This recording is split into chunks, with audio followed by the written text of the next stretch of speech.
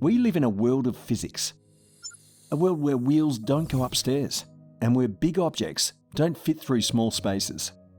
We can't change physics, but we can all help make changes that will make our city more accessible.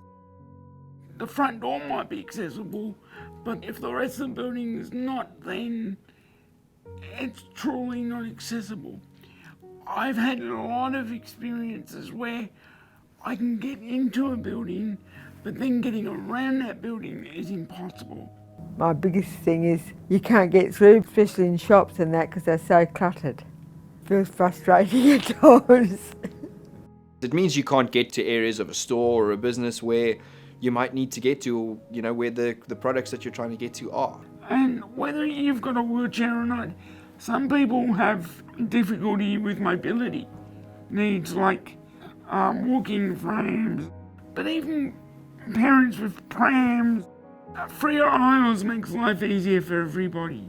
You have to think of the whole journey, so the individual arriving at your business, if everything can be done with that sole individual without any assistance, whether that be curbing to get into your premises through the door, if there's a welcome desk, how high that is. Where possible, keep the actual help desks and stuff as low as you can.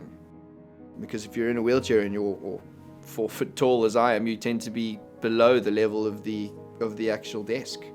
It's important to understand as a business that everyone has the same basic needs for food, for drink, and the ability to go to the toilet. You may not actually have the opportunity to fit an accessible toilet within your facility, within your business or building, but it's important that you know where they actually are.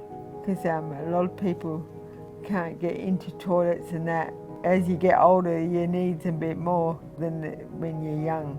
For people with low vision, the built environment is very important because we use physically detectable cues within the built environment to get around, so walls of buildings and door frames and chairs. Colour contrast is very important for people with low vision. That doesn't mean that you go and lay yellow strips everywhere. It just means being sensitive to the colour combinations that you are using. Then there's also things like getting access to information. So obviously for people with low vision, small print is going to be difficult. Certain font types are going to be difficult.